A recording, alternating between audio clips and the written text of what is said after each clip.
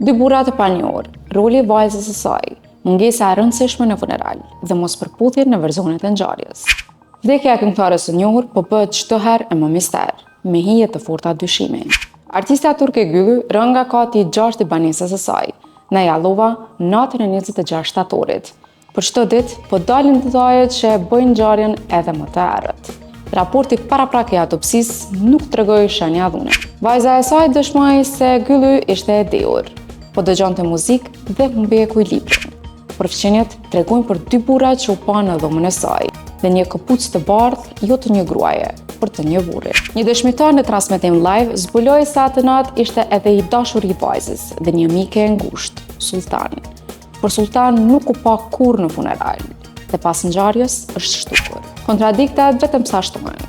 Para rënies, Güllü shihej me një fustan të zi, por trupi i saj u qet me pizhame. Ajo kishte platina në bel dhe probleme shëndetësore, që e bënin të pamundur t'i afrojë dritares apo të kërcente. Ndërkohë, disa regjistrime audio nuk përputhen me versione zyrtare. Në media kanë nisur të qarkullojnë edhe teori të tjera. Disa sugjerojnë se Güllü mund të ketë parë diçka që nuk duhej. Të tjerë aludojnë për motive financiare dhe çështje pasurie. Ka madje edhe konspiracione që flasin për metoda të sofistikuara për të fshehur një vrasje. Dosja është tashmë në duart e departamentit të vrasjeve, ndërsa kamerat e sigurisë po shurtohen.